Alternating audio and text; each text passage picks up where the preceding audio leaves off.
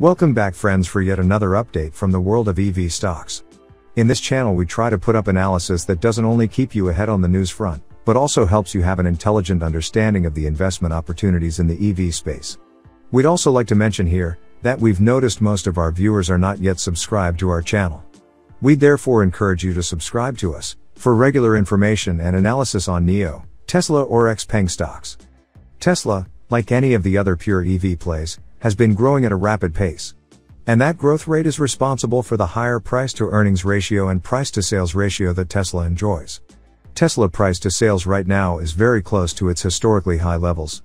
Now, most people will agree that Tesla looks like a great growth story for the long term. That is, if someone holds on to Tesla till 2025 or beyond, most likely the stock will be priced higher than where it is today. But there are a few risks that most YouTubers and experts are not telling you. You see, it is considered good content by the majority of people when you only talk positively about a stock, hence most content creators are forced to not talk about downsides. Fact is, right now we are possibly sitting at the top of a macroeconomic cycle.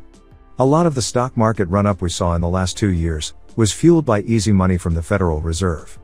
And all that is now coming to an end in 2022. In fact, an out-of-hand inflation means, Fed may well act more hawkishly than previously anticipated. In such a tightening monetary environment, stock multiples are supposed to come down significantly. Tesla currently trades at a price-to-sales multiple of 21, and the hard truth is, this multiple can easily collapse to 15 or even 10 through this year. If you need proof, you can study what monetary tightening cycles did to high-growth stocks in past. For example, in 2018 winter, Apple stock saw a good compression of multiples by about 30 to 40% before bottoming. That compression had nothing to do with the growth path of Apple, and everything to do with what the Federal Reserve was doing. Similar compressions can be seen for a whole host of quality stocks throughout history.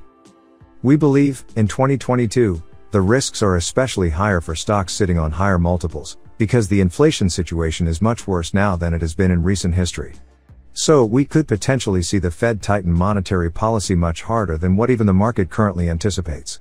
We believe that it is not a coincidence that Elon Musk sold out a good chunk of his holdings in the Tesla stock last December, and that he anticipates a significant correction in the stock this year.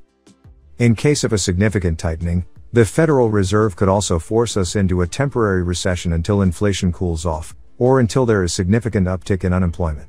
If there is a US recession, that too shall directly impact the sales numbers of Tesla. All in all, there appears to be more downside risks and upside risks for the Tesla stock this year. The stock is currently at around $900, and we see it as an absolute possibility that Tesla goes down to $600 or even $500 this year. Thanks for watching this video. Feel free to drop your comments about what you think on the topic.